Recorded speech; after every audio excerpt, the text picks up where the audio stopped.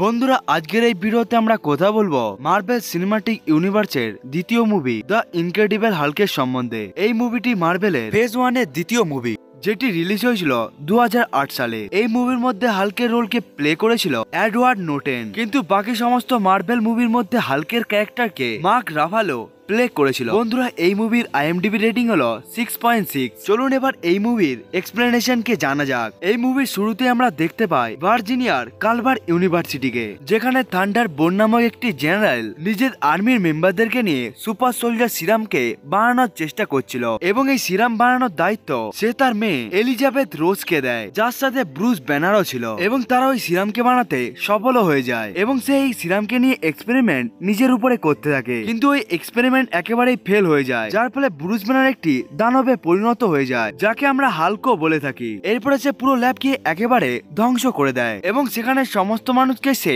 মেরে দেয়, এবং সে বেটি এবং থান্ডারবলকে অনেকটাই বেশি পরিমাণে আহত করে দেয়, এবং এরপরে হাল্ক ওখান থেকে একেবারেই চলে যায়। যখন ব্রুস ব্যানারকে কেউ বেশি পরিমাণে রাগিয়ে দিত, তখন সে কিছু সময়ের জন্য একেবারে হাল্কে পরিবর্তন হয়ে যেত। আসলে ব্রুস ব্যানার যখন অনেকটাই বেশি পরিমাণে রেগে যেত, তখন তার হার্টবিটও অনেকটাই বেশি পরিমাণে বেড়ে যেত।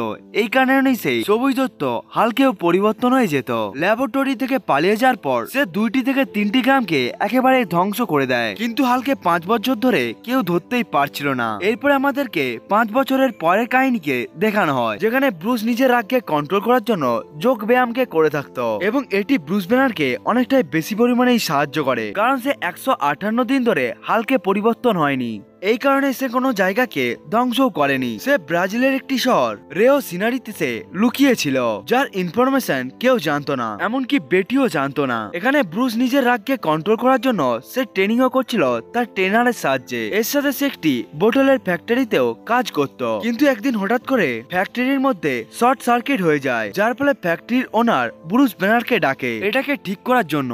এরপরে ব্রুস ওই জিনিসটাকে তো ঠিক করে দেয়, কিন্তু হঠাৎ করেই তার একটু আঙুল কেটে যায়, এবং তার আঙুল থেকে বেরানো রক্তটি একটি বোতলের উপরে একেবারেই পড়ে যায়। এরপরে ওই বোতলের মধ্যে ড্রিঙ্ক ঢেলে দেওয়া হয়, এবং এই ফ্যাক্টরির মধ্যে মার্টিনা নামক একটি মেয়েও কাজ করত, এবং ওখানে কয়েকটি গুন্ডা নামক কর্মচারী ওই মেয়েটির সাথে খারাপ ব্যবহার করতে থাকে। কিন্তু তখনই ওখানে ব্রুস এসে যায়, এবং ব্রুস ওই মেয়েটিকে কোনো কারণে ওই জায়গা থেকে নিয়ে চলে যায়, যার ফলে ব্রুস এবং ওই সমস্ত গুন্ডাদের মধ্যে অনেকটাই বড় পরিমাণের শত্রুতা তৈরি হয়ে যায়। এমনকি ব্রুস ব্রাজিলের মধ্যে থেকে নিজের অসুখের সমাধানকেও সে খোঁজার চেষ্টা করছিল, সেটাও টেম্পোরারি নয় বরং পার্মানেন্ট, কারণ ব্রুস এইরকম জীবনকে কখনোই কাটাতে চাইতো না। এই জন্য সে মিস্টার ব্লু নামক একটি সায়েন্টিস্টের সাথে কন্ট্যাক্টে ছিল, যার আসল নাম হলো স্যামুয়েল স্টান, যার থেকে সে অ্যান্টিডোট বানাতে সবসময় চেষ্টা করত, কিন্তু সববারের মতো সে এইবারও একেবারে ব্যর্থ হয়ে যায়। মিস্টার ব্লু তাকে দেখা করার কথাও বলে, কিন্তু সে একেবারে মানা করে দেয়। এই কারণে মিস্টার ব্লু ব্রুসের কাছ থেকে তার ব্লাডের স্যাম্পেলকে চায়, যেটাকে দেওয়ার জন্য ব্রুস একেবারে রাজিও হয়ে যায়। অন্যদিকে থান্ডারবোল্ট ব্রুসকে খোঁজার জন্য নিজের সমস্ত প্রকার চেষ্টাকেই করে যাচ্ছিল, কিন্তু তখনই সে জানতে পারে একটি বুড়ো মানুষ মারা গিয়েছে একটি ড্রিঙ্ককে খাওয়ার জন্য, এবং ওই ড্রিঙ্কের মধ্যে গামা রেডিয়েশনকে পাওয়া গিয়েছে। থান্ডারবোল্ট বুঝতে পেরে যায় যে ব্রুস ওই ফ্যাক্টরিতে কাজ করে বলে সে জানতে পেরে যায়। এই কারণে থান্ডারবোল্ট একটি বড় আর্মিকে তৈরি করে, যে আর্মিকে লিড করছিল ব্লন্সকি, যে অনেকটাই বেশি পরিমাণে সাহসী হয়ে থাকে, যে কোনো লড়াইয়ের মধ্যেই চলে যেতে পারে। এই জন্যই থান্ডারবোল্ট ব্লন্সকিকে সবার লিডার বানিয়ে দেয়। এরপরে ওই সমস্ত সোলজারগুলো ব্রুসের উপরে অ্যাটাক করে দেয়, কিন্তু ব্রুস তাদের সবাইকে বোকা বানিয়ে ওখান থেকে পালিয়ে যায়। কিন্তু ব্লন্সকির টিম ব্রুসের পিছে পিছে চলতে শুরু করে। ব্রুস ছুটে পালানোরই চেষ্টা করছিল, তখনই তার সাথে ধাক্কা লেগে যায় ফ্যাক্টরির মধ্যে থাকা গুন্ডাদের সাথে।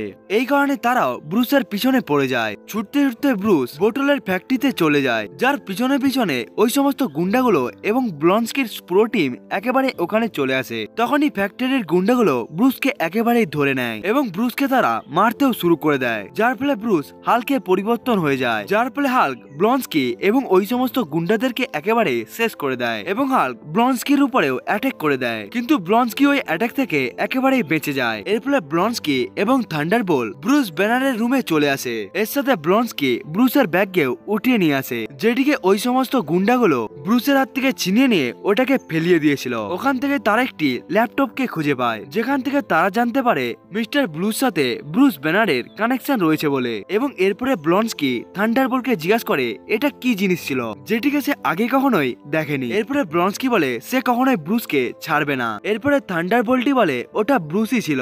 এরপরে তারা ওখান থেকে চলে যায়। অন্যদিকে ব্রুস মেক্সিকোর দেশের মধ্যে পৌঁছে যায় এবং হালকে পরিবর্তন হয়ে যাওয়ার ফলে তার পোশাক একেবারেই ফেটে গিয়েছিল। এই জন্যই তার কাছে কোনো ধরনের পোশাকও ছিল না এবং তার কাছে কোনো ধরনের টাকাও ছিল না। এবং যখন ব্রুস মার্কেটের মধ্যে বসেছিল তখন তাকে ভিখারি ভেবে অনেক মানুষই তাকে টাকা দিতে থাকে। এরপরে সে নিজের জন্য কাপড়কেও কিনে নেয়। এরপরে সে ভার্জিনিয়াতেও চলে যায়। ভার্জিনিয়াতে পৌঁছে সে একটি মিল্ক শপারের কাছে পৌঁছে যায় এবং ওই জায়গার মধ্যে পেটিও চলে আসে। এর ফলে সে ব্রুসকে একেবারেই খুঁজে নেয় এবং সে ব্রুসকে নিজের ঘরেও নিয়ে যায়। অন্যদিকে থান্ডারবোল্ট ব্রনস্কিকে সবকিছুই বলে দেয়, এমনকি ব্রনস্কির শরীরের মধ্যে তারা কিছুটা মাত্র সুপার সোলজার সিরামকেও দিয়ে দেয়, যাতে ব্রনস্কি কিছুটা বেশি পরিমাণে শক্তিশালী হয়ে যেতে পারে এবং হালকের সাথে যাতে সে ভালোভাবে লড়াই করতেও পারে। এবং এর পরের দিন আমরা ব্রুস এবং বেটিকে দেখতে পাই যে ইউনিভার্সিটির পাশ দিয়ে যাচ্ছিল। তখনই ওখানে মিলিটারি অ্যাটাক করে দেয় এবং তখন তারা ব্রুসকে ধরারও চেষ্টা করতে থাকে। ব্রুস ইউনিভার্সিটির একেবারে ভিতরে চলে যায়, যেখানে তাকে দুই দিক থেকেই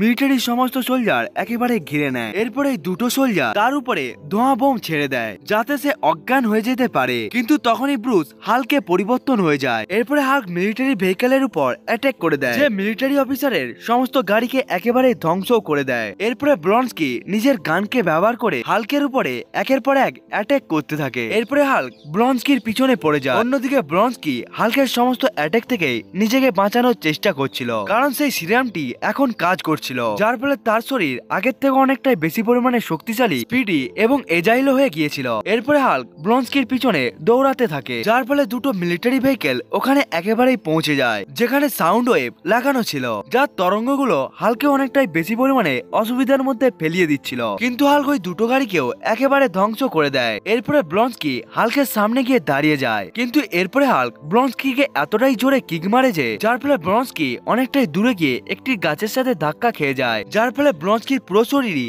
একেবারে ভেঙে যায়। তখনই বেটি হাল্কের কাছে পৌঁছয় এবং তখনই সোলজাররা আর্মি জেটকে ব্যবহার করে তারা হাল্কের উপরে অ্যাটাক করতে শুরু করে দেয় এবং তারা হাল্কের উপরে গুলিও ছুটতে শুরু করে দেয়। তখনই হাল্ক বেটিকে নিজের শরীরের দ্বারা বাঁচিয়ে নেয় এবং তখনই হাল্ক গাড়ির একটি গেটকে ওই হেলিকপ্টারের উপরে ছুঁড়ে মেরে দেয়, যার ফলে ওই হেলিকপ্টারটি নিচে এসে একেবারেই ধ্বংস হয়ে যায় এবং ওই সব জায়গাতে পুরোভাবেই আগুনও লেগে যায়, যার ফলে বেটি ওখানে একেবারে অজ্ঞান হয়ে যায়। কিন্তু হাল্ক তাকে একেবারেই বাঁচিয়ে নেয় এবং হাল্ক বেটিকে তার সাথে নিয়ে চলে যায়। এর পরের দিন আমরা ব্রুস ব্যানার এবং বেটিকে দেখতে পাই, যেখানে ব্রুস একেবারে নর্মাল হয়ে গিয়েছিল এবং তারা দুজনে মিস্টার ব্লুর সাথে দেখা করার জন্য ওখান থেকে যাচ্ছিল, যাতে তারা হাল্কের পার্মানেন্টলি অসুখকে ঠিক করতে পারে। অন্যদিকে ব্রনস্কি পুরোভাবে ঠিক হয়ে গিয়েছিল। থান্ডারবোল্ট তাকে দেখে অনেকটাই বেশি পরিমাণে অবাক হয়ে গিয়েছিল, কারণ সে খুব তাড়াতাড়ি ঠিক হয়ে গিয়েছিল। এবং এরপরে থান্ডারবোল্ট ব্রনস্কির শরীরে আরো বেশি পরিমাণে সুপার সোলজার সিরাম ঢুকিয়ে দেয়, যাতে সে আরো বেশি পরিমাণে শক্তিশালী হয়ে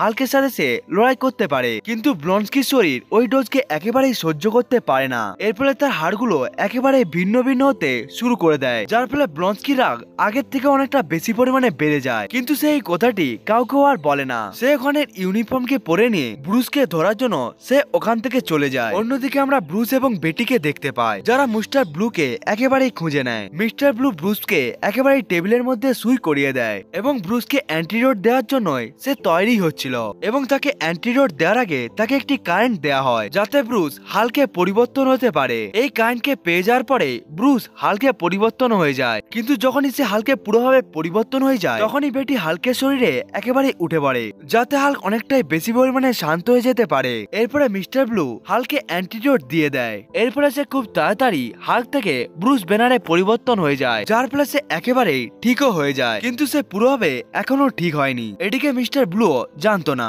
এবং তখন তারা তিনজনেই কথা বলছিল। তখন ব্রুস জানতে পারে যে রক্তটাকে সে স্যাম্পেলের জন্য দিয়েছিল, সে ওই রক্তের অনেকগুলো স্যাম্পেলকেও বানিয়ে নিয়েছে। এর ফলে ব্রুস বলে এই সমস্ত রক্তগুলোকে একেবারে নষ্ট করতে হবে, কারণ এটিকে যদি সোলজাররা পেয়ে যায় তাহলে তারা এটার ভুল ব্যবহার করবে। তারা কোথায় বলছিল এমন সময়ে ব্রনস্কি এবং তার আর্মির মেম্বাররা ওখানে চলে আসে, যার ফলে তারা ব্রুসকে ধরে ওখান থেকে চলে যায়। অন্যদিকে ল্যাবের মধ্যে ব্রনস্কির পাগলামি জেগে যায়, যার ফলে সে মিস্টার ব্লুর সাহায্যে ব্রনস্কি নিজের শরীরের মধ্যে হাল্কের রক্তকে নিজের বডির মধ্যে ইনজেক্ট করে নেয়, যার ফলে সে হাল্কের থেকেও বড় দানবে পরিবর্তন হয়ে যায়, যাকে অ্যাবোমিনেশন বলা হয়। হয়, যেহেতু তার শরীরের মধ্যে প্রথম থেকেই একটি শক্তিশালী সিরাম ছিল। এর ফলে অ্যাবোমিনেশন হাল্কের থেকে অনেকটা বেশি পরিমাণে শক্তিশালী হয়ে যায়, যার ফলে সে পুরো ল্যাবের মধ্যে ধ্বংস চালাতে থাকে। এমনকি অ্যাবোমিনেশন সমস্ত মানুষকে একেবারে মারতেই থাকে এবং আর্মির মেম্বাররাও অ্যাবোমিনেশনকে আটকাতে পারেনি। অন্যদিকে থান্ডারবোল্ট, বেটি এবং ব্রুস ওই দৃশ্যকে হেলিকপ্টারের উপর থেকে দেখতে থাকে এবং ব্রুস সিদ্ধান্ত নিয়ে নেয় যে অ্যাবোমিনেশনকে যদি কেউ আটকাতে পারে সে হলো হাল্ক। এই কারণে সে হেলিকপ্টারকে আরো উপরে নিয়ে যেতে বলে এবং সে ওখান থেকে একেবারে জাম্প মেরে নেয়। সেও জানতো না যে সে হাল্কে পরিবর্তন হবে নাকি হবে না বলে, কিন্তু সে একেবারে হাল্কে পরিবর্তন হয়ে যায়, যার ফলে অ্যাবোমিনেশন এবং হাল্কের মধ্যে অনেকটাই বড় লড়াই হতে শুরু হয়ে যায়। অ্যাবোমিনেশনের তুলনায় হাল্ক অনেকটাই বেশি পরিমাণে দুর্বল ছিল, কিন্তু যখন তার ভালোবাসার সম্পর্কে কথা হয় তখন সে লোহার একটি চেনের দ্বারা অ্যাবোমিনেশনের গলাকে একেবারে বন্ধ করে দেয় এবং হাল্ক বেটিকে ওই রাক্ষস অ্যাবোমিনেশনের হাত থেকে একেবারেই বাঁচিয়ে নেয় এবং এরপরে হাল্ক ওখান থেকে একেবারেই চলে যায়। এর 1 মাস পর আমরা আবার ব্রুসকে দেখতে পাই যে যোগব্যায়াম করছিল এবং যখনই সে নিজের চোখকে খুলে তখন তার চোখ একেবারেই সবুজ হয়ে যায় এবং এরপরে সে হাসতে শুরু করে দেয়। অন্যদিকে আমরা জেনারেল থান্ডারবোল্টকে একটা বারের মধ্যে মদ খেতে দেখতে পাই, তাও হাল্কের থেকে অনেকটাই ভালোভাবে হেরে যাওয়ার ফলে, এবং ওখানেই টনি স্টার্ক এসে যায় এবং ওখানে সে বলে সুপার সোলজার টেস্টিং একেবারেই বন্ধ হয়ে গিয়েছে এবং টনি সুপার হিরোকে নিয়ে একটি টিমও বানাচ্ছে এবং এখানে এই মুভিটি একেবারে শেষ হয়ে যায়। বন্ধুরা, এই মুভির এক্সপ্লেনেশনটা যদি আপনাদেরকে ভালো লাগে তাহলে ভিডিওটাকে লাইক করবেন এবং আপনারা যদি এই চ্যানেলে নতুন এসে থাকেন তাহলে চ্যানেলটাকে সাবস্ক্রাইবও করবেন। বন্ধুরা, আজকের ভিডিওটা এতটা পর্যন্তই, দেখা হচ্ছে অন্য একটি ভিডিওতে, ততক্ষণের জন্য বাই বাই।